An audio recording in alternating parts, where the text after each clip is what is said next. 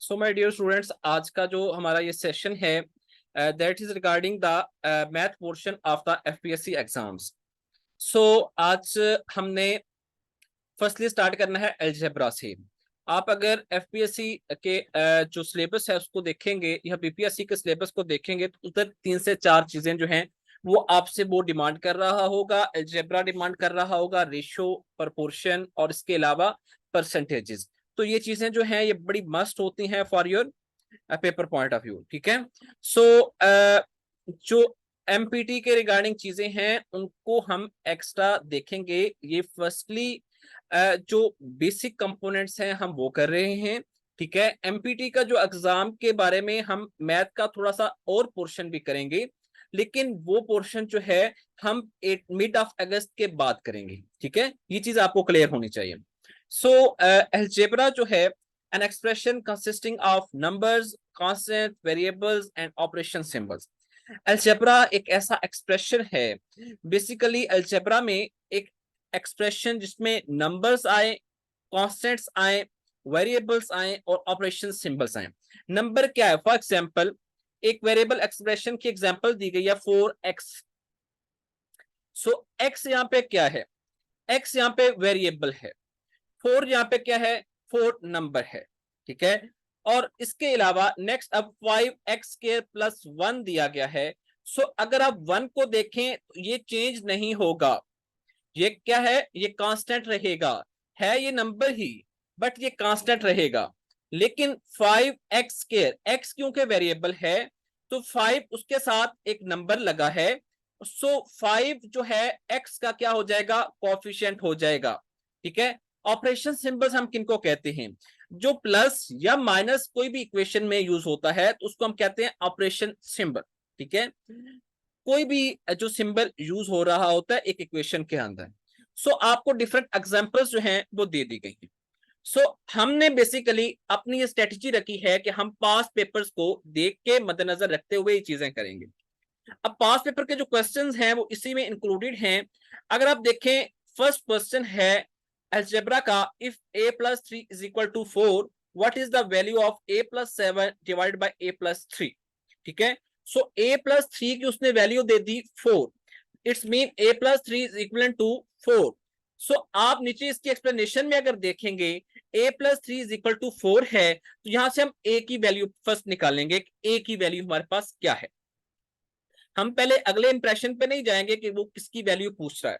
हम पहले देखेंगे कि a की वैल्यू हम किस तरह निकाल सकते हैं। सो a+3 इज इक्वल टू 4 है। सो a की वैल्यू अगर हम निकालेंगे तो 4 - 3 इज इक्वल टू 1। 3 जो है इधर आके माइनस हो जाएगा 4 में से, तो इज इक्वल टू 1 हो जाएगा। सो आगे आप अगर थोड़ा सा इसको देखें, मैं इसको अगेन जूम आउट करता हूं। सो आप अब देखें कि a+7 डिवाइड बाय a+3 था। ठीक है। सो a की वैल्यू हमारे पास आई 1। सो 1 + 7 डिवाइडेड बाय 1 + 3 होगा। So 8 divide by 4 is equal to 2। So option जो आपका राइट होगा दैट विल बी द 2। ठीक है। सो ये क्वेश्चन था। इसमें अगर किसी को कोई प्रॉब्लम है, कोई चीज समझ नहीं आ रही तो आप पूछ सकते हैं, अभी पूछ सकते हैं। उसकी रीजन ये है कि आप साथ साथ अगर चीजें इस पे क्लियर करते जाएंगे तो आपको प्रॉब्लम नहीं आएगी। अगर आपको कोई रेक्टिफिकेशन करनी होगी तो वो साथ ही आप पूछ लेना। ठीक है। आई थिंक किसी का कोई क्वेश्चन नहीं। नेक्स्ट हम चलते हैं, if 2x + 4 is equal to b, then हाँ 1 + 7 सेकंड वाला कैसे आया? मैंने आपको बताया a की वैल्यू हमने निकाली 1। सो इक्वेशन वो ऊपर हमें दे रहा है कि हमने किसकी वैल्यू निकालनी है? a+7 डिवाइडेड बाय a+3 की। सो a की वैल्यू हमने क्या निकाली हुई है? 1 निकाली हुई है। सो a की जगह पे हम क्या पुट करेंगे? 1 पुट करेंगे। 1 + 7 हो जाएगा डिवाइडेड बाय 1 + 3 हो जाएगा। सो 8 डिवाइड बाय 4 हो जाएगा, इक्वल टू हो जाएगा 2। ठीक है, क्लियर?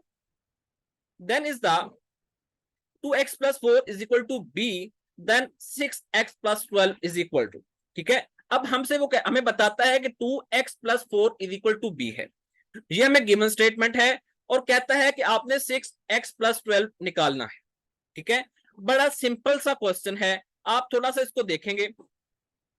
2x+4 उसने क्या कहा, b, तो आप बस 2x+4 पे रहेंगे, इक्वल टू b, इस इक्वेशन पे रहेंगे। फर्स्टली आप x की वैल्यू आगे की तरह जिस तरह हमने a की वैल्यू निकाली थी, अब यहाँ पे x की वैल्यू आप निकाल लेंगे, ठीक है।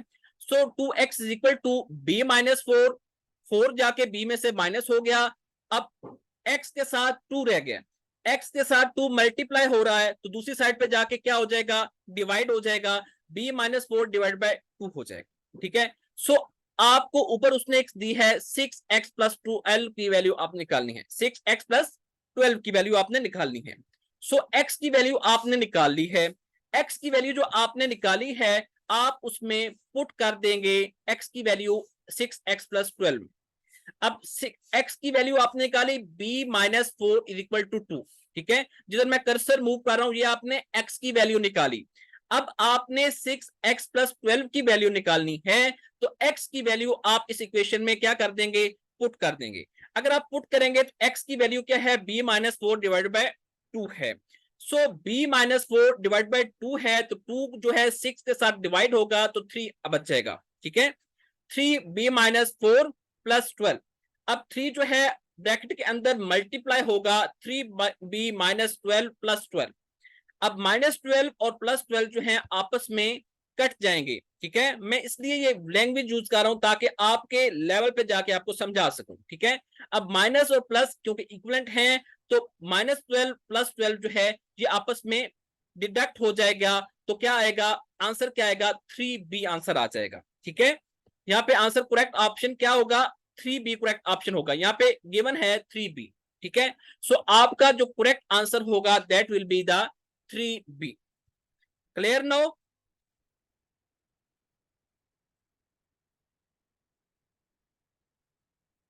Then is the, if a is equal to 3 into 2c square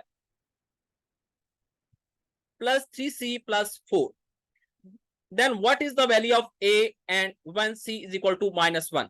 अब इसने ये इक्वेशन दी, उसने c की वैल्यू पहले ही खुद ही बता दी कि c की वैल्यू क्या है, -1 है, मतलब जहां पे c आएगा हमने -1 पुट करते जाना है, ठीक है। इस तरह ही होगा, तो इससे हमारी क्या हो जाएगी, a की वैल्यू आ जाएगी। बड़ा सिंपल सा क्वेश्चन है। अब 3 जो है बेसिकली, अब आप देखें a is equal to 3 into 2c² plus 3c plus 4, c की वैल्यू -1 आपने पुट करते जाना है।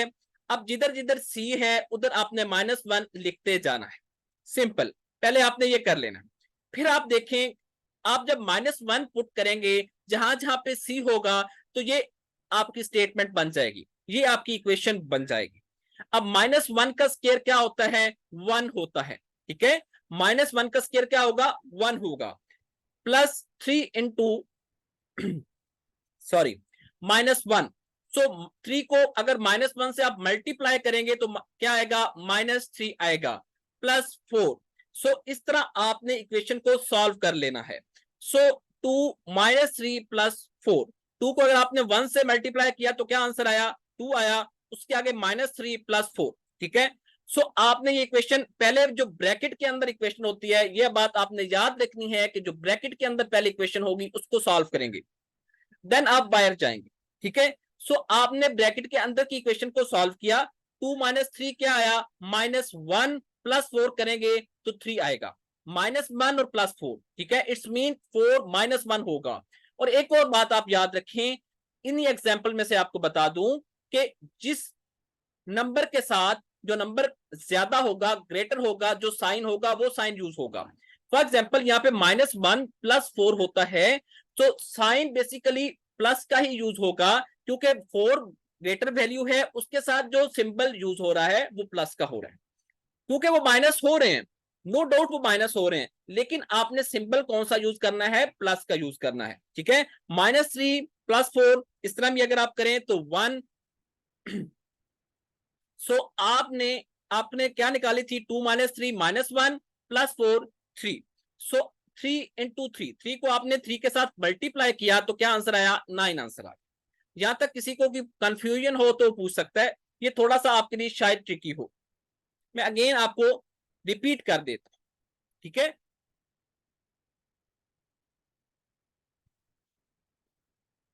ओके क्लियर है। Then is the if 2 by 5x is equal to 3 by 10 then x is equal to, अब आपने x की वैल्यू निकालनी है। ये फ्रैक्शन में एक इक्वेशन आ गई, 2 by 5 x is equal to 3 by 10, ठीक है। सो आपने इसकी पहले तो फ्रैक्शन खत्म करनी है। क्या करना है? फ्रैक्शन खत्म करनी है, x की वैल्यू यहां से निकालनी है, एक्सट्रैक्ट कर लेनी है। 2 by 5x is equal to 3 by 10 है। सो आपने x के साथ जो वैल्यूज हैं आपने क्या करना है, 3 by 10 मल्टीप्लाई बाय 5 by 2, क्योंकि आपको पता है कि जब एक side of equation, one side of equation पे एक वैल्यू होती है फ्रैक्शन फॉर्म में, तो वो अपोजिट हो जाती है जब दूसरी साइड पे जाती है। फॉर एग्जांपल 2 by 5 x के साथ जब मल्टीप्लाई हो रहा था तो वो basically at the left side of equation था, लेकिन जब वो राइट साइड ऑफ इक्वेशन जाएगा तो 3 by 10 के साथ वो अपोजिट साइड से मल्टीप्लाई होगा, 5 by 2 हो जाएगा, ठीक है। So x is equal to 15 by 20, 5 को 3 के साथ मल्टीप्लाई किया, 10 को 2 के साथ मल्टीप्लाई किया, so 15 by 20, so x is equal to 3 by 4। I think clear हो गया होगा। Then is the if 5x is equal to 3 then 5x plus 3 whole का स्क्वायर जो है इज इक्वल टू क्या होगा, 5x इज इक्वल टू 3 है। So आपने यहां पे क्या करना है, दोबारा वही काम करना है, x की वैल्यू निकालनी। फर्स्टली आपने हमेशा x की वैल्यू निकाल लेनी है। अगर किसी इक्वेशन में x और y दो हैं तो किसी एक की वैल्यू पहले निकाल लें, फिर उसको दूसरी इक्वेशन में पुट कर दें, ताकि फिर आपका आंसर आ जाएगा। अब यहाँ पे क्या है, 5x प्लस 3 होल का स्क्वायर, 5x इक्वल टू 3 आपको गिवन है। x की वैल्यू निकालेंगे तो 3 by 5 आ जाएगी, 5x इक्वल टू 3, 5 जो x के साथ है वो दूसरी साइड पे जाके क्या हो जाएगा, डिवाइड हो जाएगा।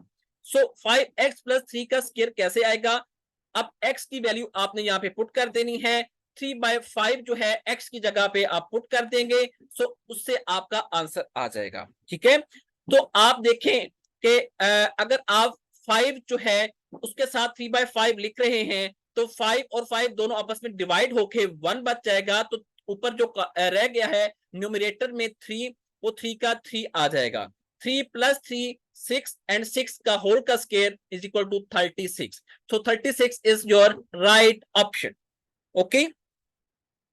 देन अब जो नेक्स्ट क्वेश्चंस आ रहे हैं ये आपकी एक असाइनमेंट होगी, आपने अलजेब्रा रिलेटेड जो क्वेश्चंस होंगे अब नेक्स्ट जो होंगे वो आपने खुद करने हैं। अगर आपको कोई प्रॉब्लम आएगा तो मैं खुद उसको जो है सॉल्व करवा दूंगा, ठीक है। ये आज ही आपको नोट्स मिल जाएंगे और आपने क्या करना है, उनको सॉल्व करना है, ठीक है। आपको मैंने थोड़ा इसका कंसेप्ट जो है वो दे दी। Then is the percentage. Percentage हम किसको कहते हैं, ये basically percentage is a number expressed as a fraction of 100, 100 की फ्रैक्शन में एक्सप्रेस किया जाता है। अब फॉर एग्जांपल 10% अगर आप कहते हैं, it's mean you will divide the 10 by 100। अगर आप 25% कहते हैं, it's mean that you will divide the 25 by 100।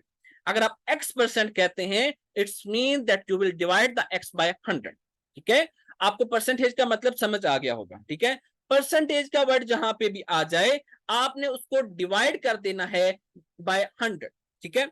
अब परसेंटेज को आप फ्रैक्शन में किस तरह कन्वर्ट करते हो कि 60% कहीं पे लिखा है तो आप फ्रैक्शन में किस तरह कन्वर्ट करोगे, 60 को डिवाइड कर दोगे 100 से, 25% लिखा है तो 25 को डिवाइड कर दोगे 100 से, ठीक है।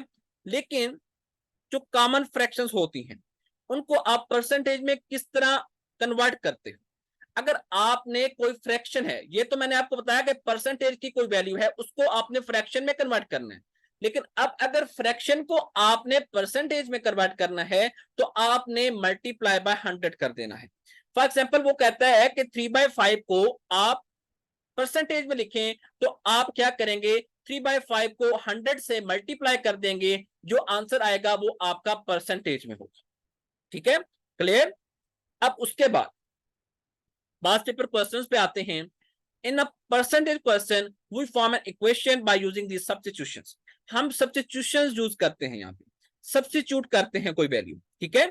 सो हमने क्या करना है, सब्स्टिट्यूशन यूज करनी है। In a question if we saw this word we just replace them in such a way, what is equal to x, percent is equal to 1/100, ठीक है। सो बेसिकली आपने क्या करना है, आपने परसेंटेज पे जो है हम इक्वेशन बनाते हैं, ठीक है। अब फॉर एग्जांपल आप क्वेश्चंस पे जाते हैं, आप इनको चीजों को छोड़ें, आप प्रैक्टिकली देखें, व्हाट परसेंटेज ऑफ 24 इज 18। अब इस क्वेश्चन का मतलब समझना है आप कि 24 की क्या परसेंट जो है 18 होगी, कि आपने परसेंटेज निकालनी है 24 की, कि उसका जो आंसर है वो क्या है, 18 है, ठीक है। सो आपको ये बस पता होना चाहिए कि व्हाट परसेंटेज ऑफ 24 इज 18 का मतलब क्या है, कि 24 की कौन सी परसेंटेज होगी जो 18 आंसर देगी, ठीक है। सो आपने क्या करना है, आपने करना है व्हाट परसेंट ऑफ 24 इज 18 लिख लें। व्हाट की जगह पे आपने एक्स लिख लेना है, परसेंट 1/100 आपको पता है, ऑफ पे फिर जो है आपने मल्टीप्लीकेशन का साइन दे देना है, 24 की जगह 24 लिखना है, इस जो है वो इक्वल टू का आपको देगा, ठीक है। और 18 जो है एज इट इज 18 आ जाएगा, ठीक है। सो इस तरह आपको सब्स्टिट्यूशन से इजी हो जाएगा। जो ऊपर बेसिकली चीज लिखी थी वो यही चीज लिखी थी कि आपने व्हाट अगर आएगा तो आपने एक्स लिखना है, व्हाट की जगह पे क्या लिखना है, एक्स, परसेंट की जगह पे क्या लिखना है, 1/100, ऑफ की जगह पे क्या लिखना है, मल्टीप्लाई, इज और वर की जगह आएगा तो इक्वल टू कर देना है, मोर देन आएगा तो आपने एडिशन कर देना, ठीक है।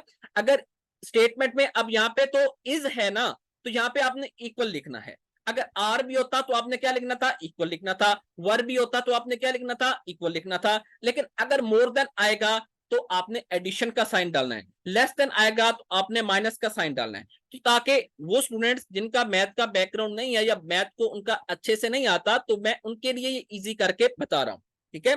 सो आपने 24 की वो परसेंट निकालनी है जिसपे उसका आंसर 18 है। सो इक्वल टू 18 आपने लिख देना है, x/100। अब यहाँ पे आपके लिए इजी हो गया, व्हाट की जगह हमने x लिखा 1/100, तो x डिवाइड बाय 100 हो गया, मल्टीप्लाई बाय 24 हो गया, इक्वल टू 18 हो गया। इसके जगह हमने इक्वल टू का साइन पुट किया तो हमारे पास एक इक्वेशन बन गई। हमने सब्स्टिट्यूशन से एक इक्वेशन बना ली, ठीक है। सो x की वैल्यू आपने यहाँ पे निकाल लेनी है, x की वैल्यू जो वैल्यू आएगी वो आपका आंसर होगा, ठीक है। सो आपको ये चीजें पता होनी चाहिए। आई थिंक ये क्लियर हो गया होगा, थोड़ा ट्रिकी है बट क्लियर हो जाए। हाँ जी स्टूडेंट्स, कोई एम्बिग्यूटी आपको अगर फेस करनी पड़े तो आपने मुझे बताना, ताकि मैं उसको फौरन क्लियर कर दूं, आपकी कोई एम्बिग्यूटी रह ना जाए, कोई क्वेश्चन आपका अनएड्रेस्ड न रह जाए। देन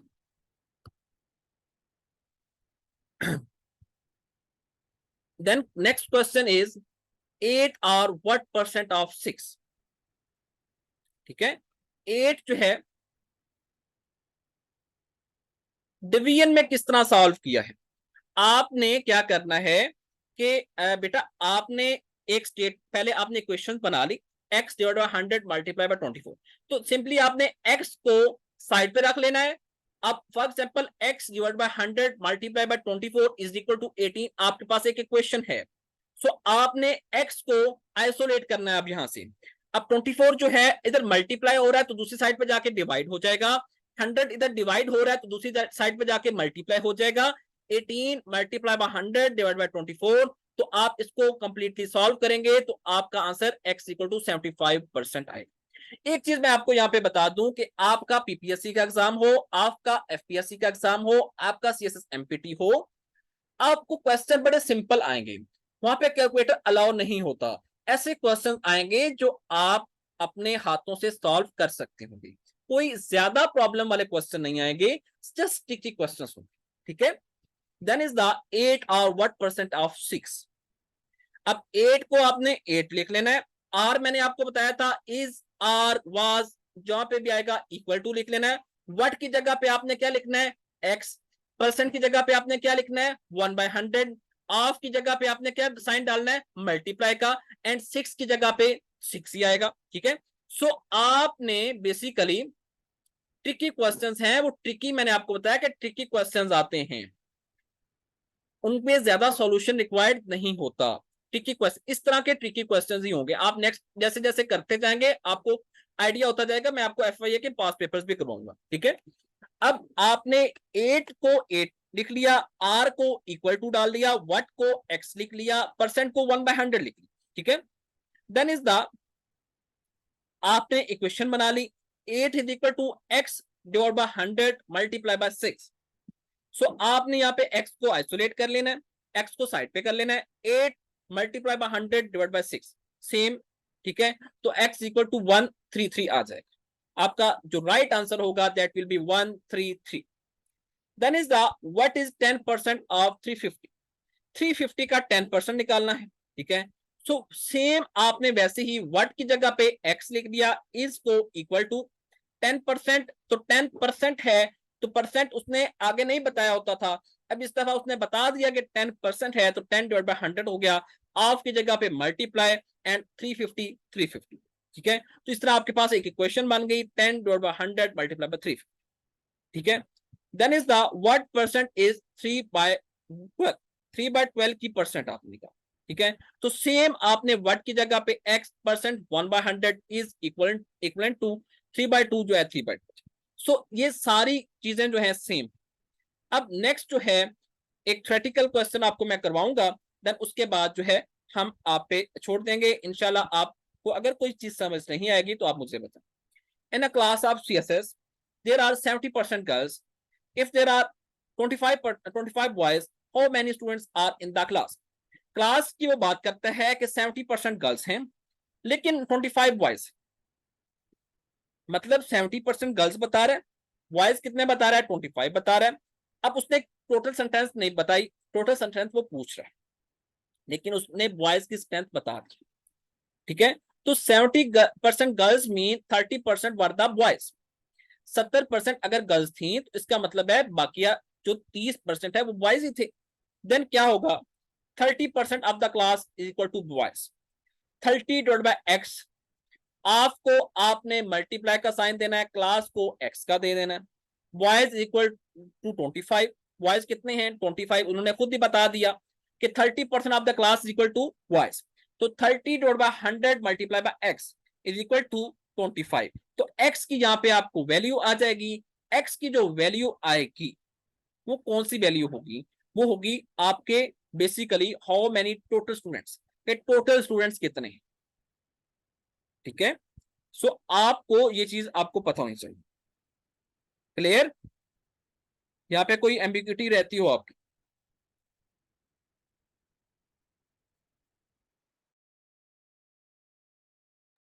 आपने जस्ट क्या करना है कि उसने आपको बताया कि 70% गर्ल्स हैं, 25 बॉयज। आपने उसको उसकी स्टेटमेंट को निगेट नहीं करना, उसी स्टेटमेंट पे चलना है कि 30%, इसका मतलब ये हुआ कि 30% ऑफ क्लास बॉयज की है। So 30 divide by 100 multiply by x is equal to 25। Boys की स्ट्रेंथ कितनी हो गई, 25 हो, ठीक है। सो आपने उसको रिलेटिंग दैट जो है सॉल्व कर लिया। देन आपको एक और क्वेश्चन मैं आपको करवा देता हूं। In a class of 65 students, 20% failed in Urdu, how many students failed in Urdu? आपने बताना ये है, उसने आपको परसेंटेज में बात बता दी है, आपने सिर्फ करना क्या है, आपने उसको स्टूडेंट्स में वैसे बता देनी है कि कितने स्टूडेंट्स है, ठीक है। सो 20 डिवाइड बाय 100, अब परसेंट का मतलब क्या होता है, 20 डिवाइड बाय 100 मल्टीप्लाई कर दें 65 से, तो आपका जो आंसर आएगा उस वो आंसर ये होगा कि ये स्टूडेंट्स जो हैं ये फेल हुए हैं Urdu. Clear? Then is the, अब आपने ये क्वेश्चंस खुद से करने हैं, सारे क्वेश्चंस जो हैं आप खुद से करेंगे। अगर आपको कोई प्रॉब्लम होगा तो आप इन मैसेज आप मुझसे पूछ सकते हैं या नेक्स्ट क्लास में आप मेरे से पूछ सकते हैं, ठीक है। ये सारे वही क्वेश्चंस हैं, कुछ क्वेश्चंस यहाँ पे ट्रिकी होंगे वो मैं आपको दोबारा सॉल्व करवा दूंगा अगर आपको समझ नहीं आएगी।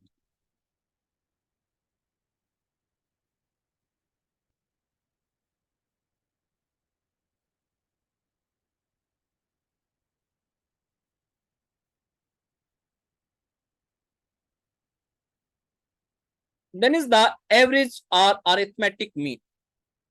एवरेज क्या होता है? Average basically, mean is the average of the numbers.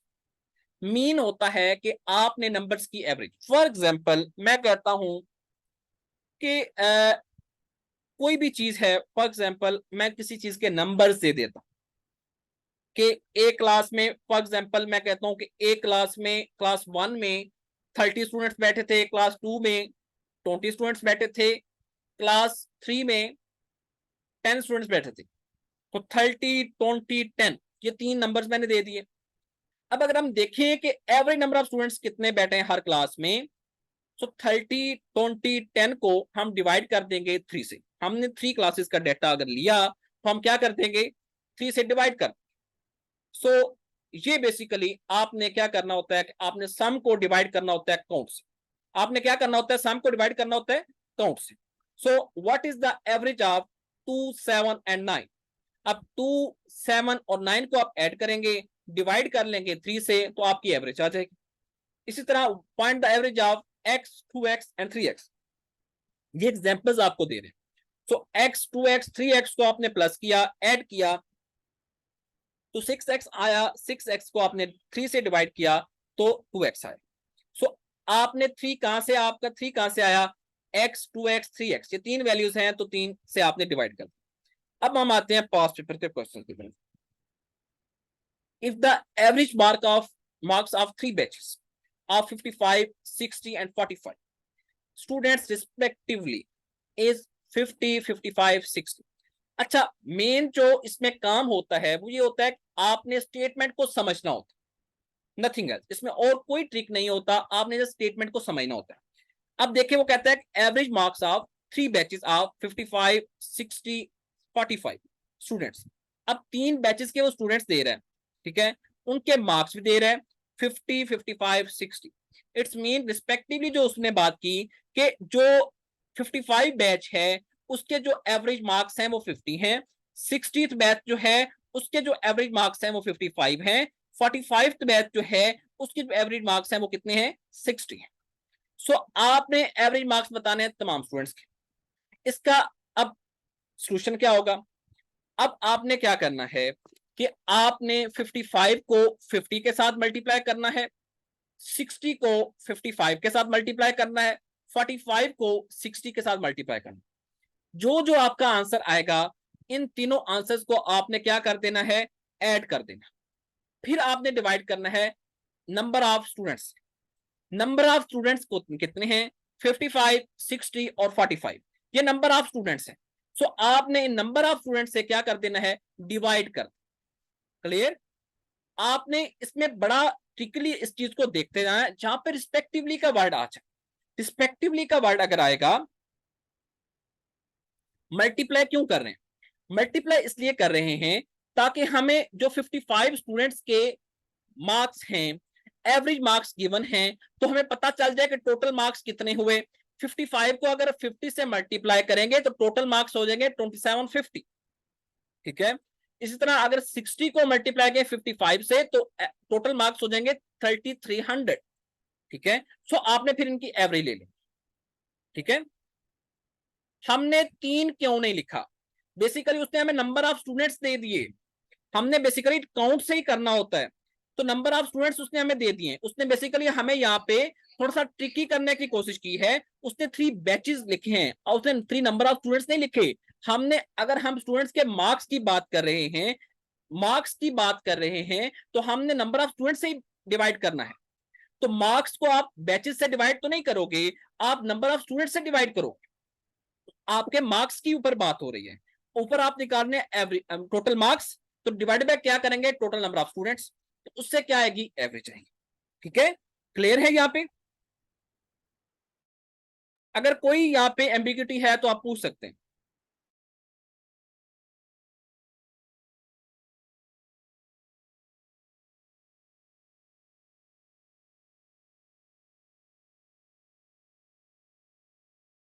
Okay, मैं रिपीट कर देता हूं, जो बेसिकली रिस्पेक्टिवली का वर्ड यहाँ पे लिखा है ना, आपको रिस्पेक्टिवली के वर्ड को समझना होगा। बेसिकली वो बताता है if the average marks of the 3 batches of 55, उसने हर बैच के एवरेज मार्क्स बताए अलग अलग। हमें निकालनी है एवरेज सारों की इकट्ठी एक वैल्यू में, ठीक है। उसने बताया कि 55 स्टूडेंट्स का जो बैच है उसके जो एवरेज मार्क्स हैं वो कितने हैं 50, ठीक है, एवरेज मार्क्स। उसके अलावा 60 स्टूडेंट्स का जो बैच है उसके एवरेज मार्क्स हैं 55। जो 45 स्टूडेंट्स का बैच है उसके एवरेज मार्क्स हैं 60। अब हमने कैलकुलेट करना है average marks of all students. So basically आपने तमाम स्टूडेंट्स के एवरेज मार्क्स, बैचेस के एवरेज मार्क्स वो नहीं कह रहा, वो कह रहा है स्टूडेंट्स के एवरेज मार्क्स। सो आपने 55 को मल्टीप्लाई किया 50 से। क्यों किया कि 55 स्टूडेंट्स का जो बैच है उसके एवरेज मार्क्स इतने हैं 50। अगर 55 को आप 50 से मल्टीप्लाई करोगे तो उससे जो आंसर आएगा तो ये टोटल मार्क्स आ जाएंगे सारे स्टूडेंट्स के, ये एवरेज नहीं आएगी, टोटल मार्क्स आ जाएंगे सारे स्टूडेंट्स के।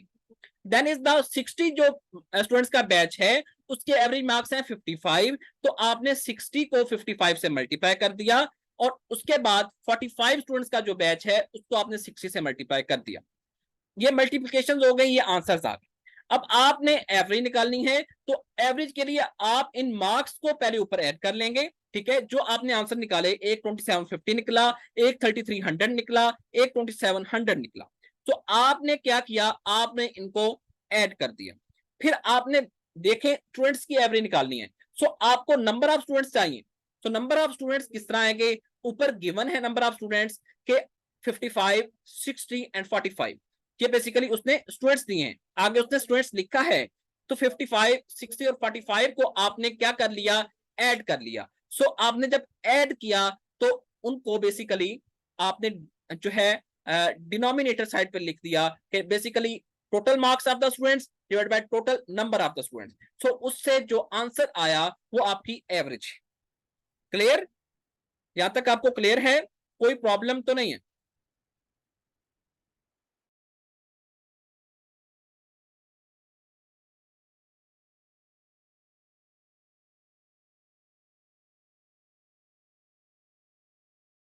Then is the average of the first 10 even numbers। 10 even number, even number कौन से होते हैं? आपने शुरू में जब हम छोटे होते थे तो टीचर्स हमें बताते थे इवन कौन से होते हैं और ऑड कौन से। इवन वो होते हैं जिन जो बेसिकली डिवाइड हो जाते हैं, जिनका डिवाइडेंड मौजूद होता है। अब 2 है, 4 है, 6 है, 8 है, 10 है, 12 है, 14, 16, तो सारे बेसिकली ये क्या है, इवन नंबर्स है। तो आपने फर्स्ट 10 इवन नंबर्स की एवरेज लेनी है। सो आपने 2, 4, 6, 8, 10, 12, 14, 16, 18, 20, आपने इनको क्या कर लेना है, ऐड कर लेना है, डिवाइड कर देना है 10 से। तो आपका जो आंसर आएगा वो क्या आएगा, 11। इस तरह आपने ऑड नंबर्स की नेक्स्ट एवरेज निकालनी है। तो ऑड में बेसिकली जो है 1, 3, 5, 7, 9, ये बाकी सारे जो है ये ऑड होते हैं, ठीक है। आपको बेहतर पता है, आपको ये चीजें करवाई गई होगी। ये बेसिकली 16 को ऐड नहीं किया तो ये बेसिकली कोई एरर है, टाइपिंग एरर है। सो आपने ये बेसिकली आंसर निकाल, मैं आपको ये एक सैंपल्स के तौर पे करवा रहा हूँ चीजें। अगर कोई छोटी मोटी मिस्टेक होती है तो दैट डजंट मैटर, आपको क्वेश्चन का करने का तरीका आना चाहिए, ठीक है। आपको आंसर से नहीं होनी चाहिए, आपको बेसिकली क्वेश्चन आपने करना है ना, तो आपको पता होना चाहिए कि मैंने क्वेश्चन कैसे करना, ठीक है। सो कोई छोटी मोटी टाइपिंग मिस्टेक किसी वक्त हो सकती है। Then is the average age of 3 boys is 15 years and their ages are in proportion। ये क्वेश्चन ट्रिकी है थोड़ा सा, ठीक है। ये क्वेश्चन आपने थोड़ा समझना है। Average age of 3 boys is 15 years and their ages are in proportion 357। what is the age in years of the youngest boy। सबसे जो थोड़ी उम्र का लड़का है उसकी हमने एज बता, ठीक है। अब उसने प्रपोर्शन में 357 दे दी। हमने क्या करना है, सिंपली इसमें कुछ भी हमने एक्स्ट्रा नहीं करना। 3x, 5x, 7, हर जो प्रपोर्शन उसने दिया उसके साथ x लगा देना, क्योंकि हमें नहीं पता कि किसकी क्या एज है। 3x plus 5x plus 7x, अब टोटल कितने बॉयज हैं, 3 बॉयज हैं, इज इक्वल टू 1 कर देना, ठीक है। सॉरी 15 कर देना, यहाँ पे भी टाइपिंग मिस्टेक, इधर 15 ईयर्स, ठीक है। एवरेज कितनी है, 15 ईयर्स है। सो आपको उसने एवरेज दे दी हुई है, आपने यहाँ पे क्या लिखना है, 15 लिखना। तो इधर उसने थोड़ा सा 5 को टाइपिंग एरर है तो मिस्टेक हो गई है। तो नेक्स्ट आंसर ठीक है, 15 को आपने 3 से मल्टीप्लाई किया तो क्या आएगा, 45 आएगा, ठीक है। सो ऊपर आपके पास बन गई 3x, 5x 7x, इनको अगर आप ऐड करेंगे तो क्या आंसर आएगा 15x आंसर आएगा। ठीक है, सो 15x जो है इज इक्वल टू 45, तो 45 divide by 15 is equal to 3। So basically x की वैल्यू आ गई 3। ठीक है, तो आपने यंगेस्ट की एज निकालनी है। सो आपको उसने एजेस ऊपर दी थी, प्रपोर्शन दिया था, एजेस का तनासिब दिया था 357। जो सबसे ज्यादा जिसकी जो एज थी वो 7 था, उसके बाद 5, उसके बाद 3। आपने एग्जैक्ट एज निकालनी है यंगेस्ट बॉय की। उसने प्रपोर्शन में दी थी, तनासब में दी थी कि फॉर एग्जाम्पल एक बंदा कहता है कि इसकी उम्र है 7 साल। ठीक है, उससे वो 2 साल बड़ा है दूसरा, इससे फिर आगे तीसरा जो है 3 साल बड़ा है। तो ये उसने तनासिब दिया, उसने एग्जैक्ट एजेस नहीं दी। तो 357 उस तरह प्रपोर्शन हमें दे दिया, एग्जैक्ट एजेस नहीं दी। ठीक है, कि इस प्रपोर्शन से ये एक दूसरे से बड़े या छोटे हैं। तो 357 प्रपोर्शन में दे दी, एवरेज उसने 15 दे दी, 3x 5x 7x। फिर इसको आपने हर के साथ x लगाया, डिवाइड बाय 3 किया, 3x plus 5x plus 7x divide by 3 is equal to 15। So आपने वहां से x की वैल्यू डिटेक्ट जो है एक्सट्रैक्ट कर ली। x की वैल्यू जब आपने एक्सट्रैक्ट की तो आपने जो सबसे यंगेस्ट है वो कौन है, 3 वाला है, जाहिर है जिसकी प्रपोर्शन में वैल्यू कम है वही यंगेस्ट होगा। तो 3 को आपने x के साथ जब मल्टीप्लाई किया, x की वैल्यू क्या है 3 है, तो 9 आंसर आ गया। तो इसका मतलब ये है कि जो यंगेस्ट की बॉय की एज है वो कितनी है, 9 है। अगर आपने उससे बड़े की निकालनी होगी तो 5 को आप किससे मल्टीप्लाई कर दोगे, 3 से, तो उसका आंसर आ जाएगा 15। 7 को आप 3 से मल्टीप्लाई कर दोगे तो सबसे जो ओल्डेस्ट है उसकी एज जाएगी 7 multiply by 3 is equal to 21। So इस तरह करके आपने ये निकालनी।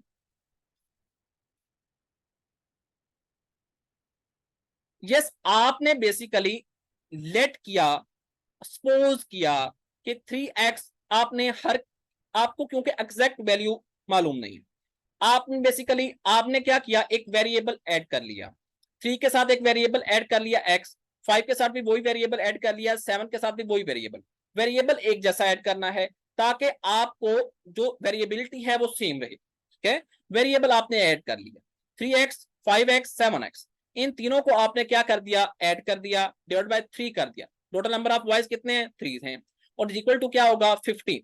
सो आपने उधर से x की वैल्यू जो है एक्सट्रैक्ट कर ली कि वेरिएबल की वैल्यू क्या है, वो है 3।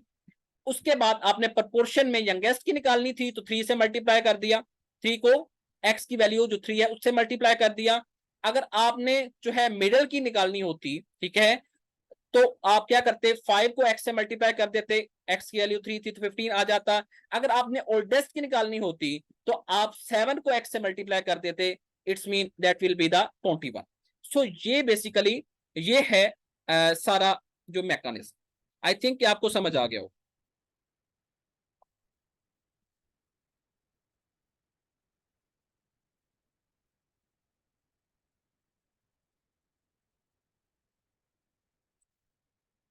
Then is the average of first three of the four numbers is 16 and last three are the 15। जो चार नंबर हैं, चार नंबर्स की वो बात कर रहा है, उसमें जो पहले तीन हैं उनकी एवरेज 16 है, लेकिन लास्ट थ्री की एवरेज कितनी है 15। Then is the if the sum of the first and the last number is 13 what is the last number. अब आप ना कोई भी चार नंबर अपने माइंड में रखें। वो कहता है, अब फॉर एग्जाम्पल हम एक थोड़ा सा इसमें जो है सपोज करते हैं चीजों, लेट आपने एक सपोज कर ली चीज कि ABCD चार नंबर है, कोई भी चार नंबर। उसने क्या कहा, उसने कहा कि जो एवरेज है फर्स्ट थ्री नंबर्स की वो कितनी है, 16 है। ठीक है, उसने एवरेज बताई फर्स्ट थ्री नंबर्स की कितनी है, 16 है, लास्ट थ्री की कितनी है, 15 है। सो आपने बेसिकली एवरेज वो बता रहा है। एवरेज हम किसको कहते हैं, कि वो बता रहा है कि A प्लस बी प्लस सी। अगर हमने पहले तीन को लेट किया कि पहला A है, दूसरा B है, तीसरा C है, उसने एवरेज बताई है हमें 16। इसका मतलब है उसने A plus B plus C divide by 3 किया है तो उसने 16 आंसर निकाला है, ऐसा ही है। और उसने फिर B plus C plus D किया है, लास्ट 3 को डिवाइड बाय 3 किया है, तो इज इक्वल टू उसने 15 निकाला। तो उसने ये कुलिया यूज किया, एवरेज वो कह रहे हैं, ठीक है। सो आपने A plus B plus C is equal to, अब डिवाइड बाय 3 आना था तो आप दूसरी साइड पे मल्टीप्लाई बाय 3 आ गया, 16 multiply by 3 is equal to 40। एक स्टेटमेंट आपके पास ये बन गई। देन उसने कहा कि लास्ट 3 जो हैं B plus C plus D जो हैं उनकी एवरेज 15 है, मतलब B plus C plus D divide by 3 is equal to 15। तो डिवाइड बाय 3 जो था, 3 डिवाइड जो यहाँ पे हो रहा था वो दूसरी साइड पे मल्टीप्लाई हो गया, तो डिवाइड बाय 3 जो है दूसरी साइड पे क्या हो जाएगा, मल्टीप्लाई हो जाएगा, 15 मल्टीप्लाई बाय 3 हो जाएगा, तो होगा 45। फिर उसने थर्डली एक बात की थी कि पहले और आखिरी जो नंबर है उसको उसने कहा कि मैंने किया सम, मैंने उसकी एवरेज नहीं निकाली, मैंने क्या किया है, उनको ऐड किया है। तो उसने ऐड किया है जब, ठीक है, तो जो फर्स्ट और लास्ट नंबर को उसने अब क्या किया है, थर्डली उसने कहा कि मैंने ऐड किया है, यहाँ पे उसने एवरेज की बात नहीं की, तो यहाँ पे हम डिवाइड नहीं करेंगे। तो उसने कहा A plus D is equal to 13 है। ए हमारा पहला नंबर था, डी हमारा आखिरी नंबर था, उसने इनको क्या कर दिया, ऐड कर दिया, तो इक्वल टू उसने निकाला 30।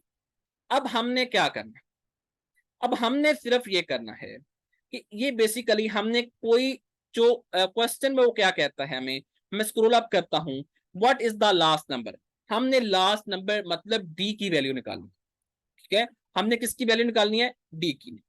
अब उसने क्या किया, दूसरी इक्वेशन में से पहली को क्या कर दिया, माइनस कर दिया, ठीक है। सो पहली आपने देखें कि इसमें A plus B plus C और दूसरी में B plus C plus D है, तो अगर ये माइनस करेंगे तो क्या होगा, दूसरी को पहली में से माइनस किया जाएगा तो क्या होगा, बी और सी खत्म हो जाएंगे, ए प्लस डी रह जाएगा। क्योंकि आप अगर देखें ए प्लस बी प्लस सी, आगे आ जाता है माइनस बी माइनस सी माइनस डी, इसी तरह माइनस होगा, ठीक है। सो आपको आंसर आपका आएगा ए माइनस टी, सॉरी ए माइनस टी, ठीक है। तो इज इक्वल टू 48 माइनस क्या हो जाएगा, 45, 48 माइनस क्या हो जाएगा, 45 हो जाएगा। इक्वेशन 1 जो है, आप बेसिकली क्या कर रहे हैं, आपने बेसिकली अगर 2 में से 1 को माइनस कर रहे हैं, मैं पहले आपको 1 को 2 में से माइनस करना सिखा रहा हूं, फिर आपको मैं बता रहा हूं कि 2 को माइनस किस तरह करना है, 2 में से 1 को किस तरह माइनस करना है। आपने थोड़ा सा यहाँ पे समझना है चीज को, a plus B plus C is equal to 48 है, b plus C plus D is equal to 45 है, समझ रहे हैं इस चीज को। अब आपने क्या करना है कि a plus B plus C is equal to 48 था आपके पास, तो b plus C plus D को लिख लिया आपने एक साइड पे, b plus C plus D, ये आपकी सेकंड इक्वेशन है। सेकंड इक्वेशन को आपने फर्स्ट जो है उसको, फर्स्ट इक्वेशन को सेकंड में से माइनस कर देना है, सेकंड में से माइनस करना है, ये चीज आपने याद रखना है। तो b plus C plus D जो है माइनस होगा उससे, minus A minus B minus C, ठीक है। तो आपने ये क्या करना है इसमें से, तो ये बेसिकली आ जाएगा a माइनस टी, आपके पास जो चीज बचेगी वो क्या बचेगी, a माइनस टी बचेगी। और उसके अलावा जो आपने किया 45 माइनस 48 करेंगे तो क्या आंसर आएगा, -3 आंसर आएगा। सो आपने इस तरीके से इसको सॉल्व करना है, ठीक है। सो डी जो है, डी और डी जो दोनों हैं ये ऐड हो जाएंगे। ये इक्वेशन में थोड़ी सी गलती है, आपने इसको खुद रेक्टिफाई करना है जब सॉल्व करना है, ठीक है। सो 2d जब आएगा इज इक्वल टू 10 आएगा, d is equal to 10/2 is equal to 5, ये 5 जो है लास्ट नंबर आपने प्रेडिक्ट कर दिया। आपने सिंपली क्या करना है, ऊपर वाली दो जो इक्वेशंस बनी हैं, a plus B plus C is equal to 48 बना है, b plus C plus D is equal to 45 बना है, आपने फर्स्ट इक्वेशन को सेकंड में से क्या कर दिया, माइनस कर दिया, तो आपका आंसर क्या आएगा, 45 माइनस 48 करेंगे तो क्या आंसर आएगा, -3 में आंसर आएगा। इस तरह ही बात है, ठीक है। अब b plus C plus D है, सो आपने देखा कि d जो है यहाँ पे प्लस ही है, आगे आपने माइनस जो है a माइनस बी माइनस सी, सो ए का जो निशान आएगा, ए के साथ सिंबल क्या आएगा, माइनस का आएगा, डी के साथ सिंबल क्या आएगा, प्लस का सिंबल आएगा। सो ए के साथ अगर माइनस का सिंबल आएगा तो आपने a plus D equal to 13 किया हुआ है, पहले आपकी इक्वेशन आपके पास मौजूद है।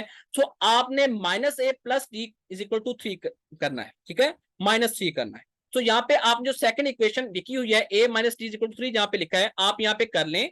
क्या करना है आपने, -a plus D is equal to -3, ठीक है, यहाँ पे करेक्शन कर लें, -a plus D is equal to -3। So plus D जब होगा, प्लस प्लस दोनों जो है डी प्लस हो जाएंगे तो 2d बन जाएगा, इज इक्वल टू 13 -3 जब होगा तो क्या होगा, 10 बन जाएगा, क्योंकि 3 के साथ माइनस का साइन है। 13 -3 इज इक्वल टू क्या हो जाएगा, 10 हो जाएगा। तो डी को आप 10 डिवाइड बाय 2 करेंगे तो आंसर क्या आएगा, 5 आंसर आएगा। आई थिंक कि आपको समझ आ गई होगी, अगर किसी को नहीं आए तो क्वेश्चन कर ले मेरे से।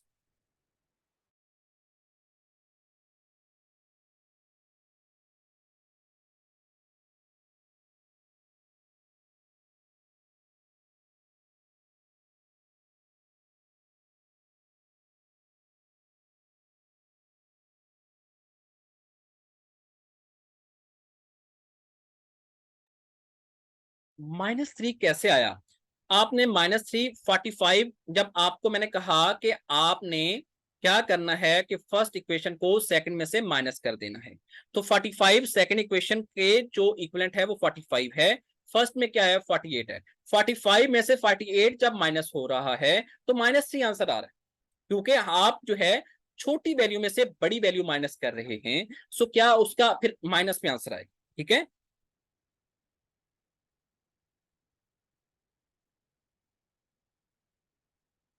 45 में से आपने 48 को माइनस करना है।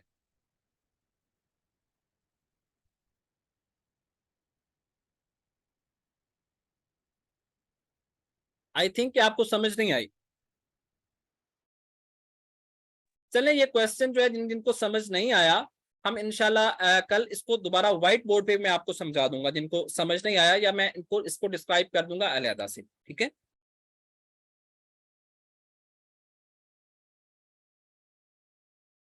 45 में से 48 जब माइनस होगा तो -3 आएगा, ठीक है।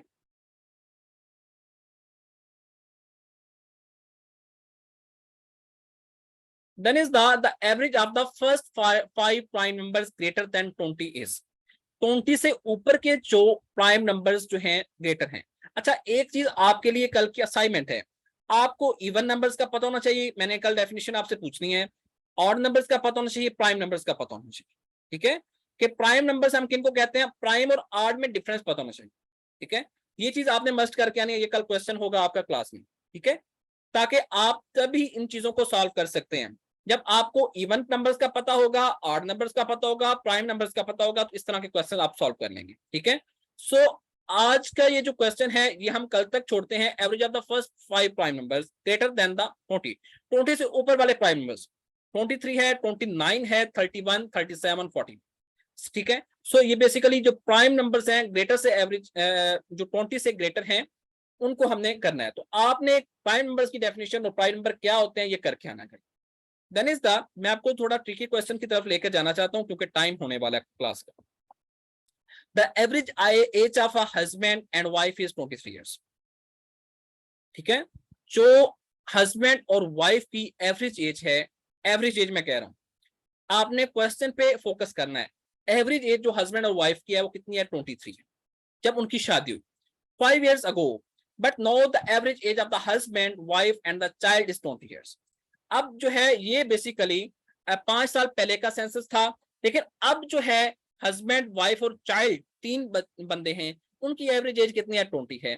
तो आपने निकालनी है कि अब जो एज है चाइल्ड की वो कितनी, ठीक है, 5 years ago। अब यहाँ पे उसने 5 years ago की जब बात की थी तो हमने 5 years ago को थोड़ा सा पिक करना है।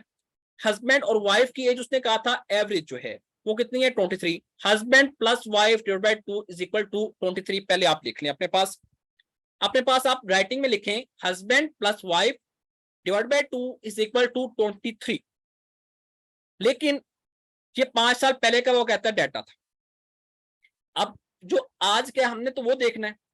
सो आप husband plus wife divide by 2 is equal to 23, जहां पे आपने लिखा है +5 कर लें कि 5 साल पहले 23 थी, अब क्या होगी 28 होगी, जाहिर है।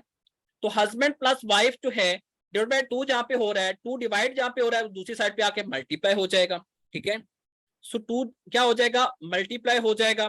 सो हस्बैंड प्लस वाइफ की जो सम एज बनी, अब एवरेज नहीं, सम जो एज बनी वो क्या बनी, 56। अब आपने जो हस्बैंड वाइफ और चाइल्ड, उसने 3 का डाटा दिया है, उनकी एवरेज एज बताई है 20। तो husband wife child divide by 3 multiply is equal to 20। So 20 को आपने 3 से मल्टीप्लाई कर देना है, जो 3 इधर डिवाइड हो रहा है वो दूसरी साइड पे क्या हो जाएगा, मल्टीप्लाई हो जाएगा। सो पहले आपका आंसर आया था 56, अब आपका आंसर आया 60। क्यों आया है 60? क्योंकि इधर चाइल्ड की जो एज है वो ऐड हो गई। हस्बैंड और वाइफ की जो सम एज है वो कितनी है, 56।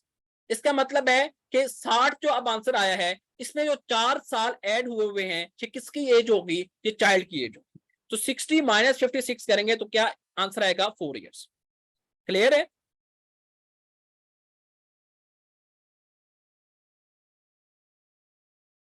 यहां तक किसी का कोई क्वेश्चन हो?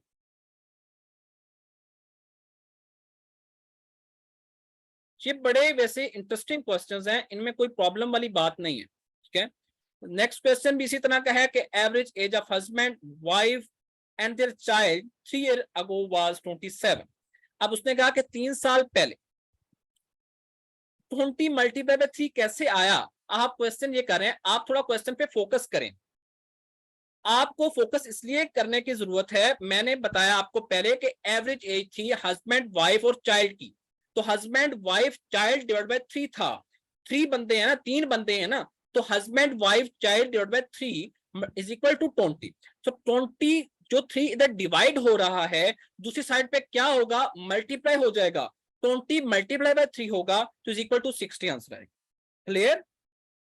क्वेश्चन पे फोकस किया करें, एवरेज की वो बात कर रहा है, ठीक है।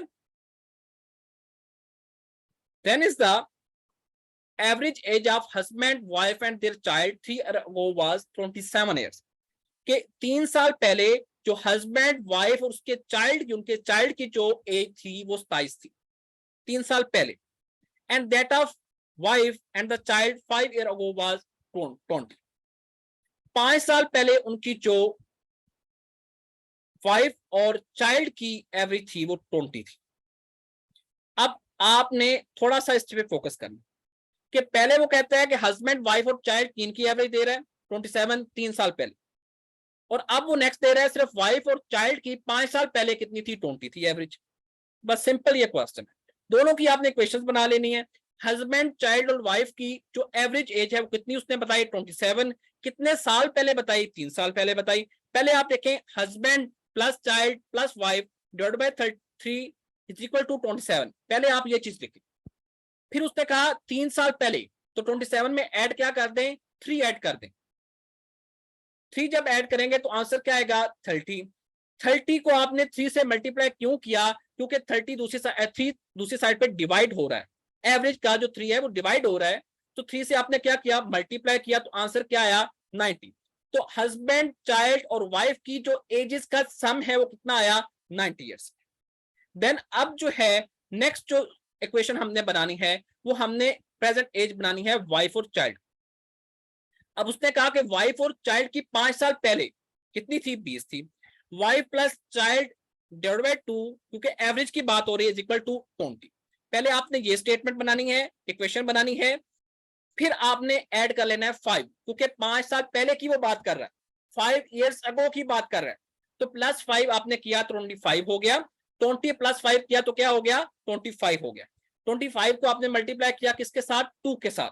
सो क्या आंसर आया, 50 आया। वाइफ प्लस चाइल्ड की जो एज है वो कितनी हो गई, 50 हो गई। अब आपने निकालनी है present age of husband. Husband की जो एज है प्रेजेंट, वो आपने निकालनी।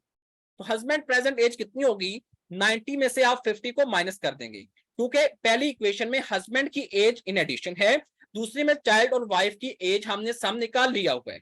सो जो चाइल्ड और वाइफ की एज का सम है उसको माइनस कर देंगे टोटल सम में से। सो 90 माइनस 50 जब होगा तो क्या आंसर आएगा, 40 आंसर आएगा। So present age of husband कितनी होगी, 40 ईयर्स। सो यहां तक ही आज का सेशन हम एंड करते हैं। थोड़ा सा ये ट्रिकी क्वेश्चंस थे, मैंने आपको कोशिश की कि मैं आपको बेहतर तरीके से समझा सकूं। अगर किसी को कोई समझ नहीं आई तो पूछ सकता है कोई क्वेश्चन।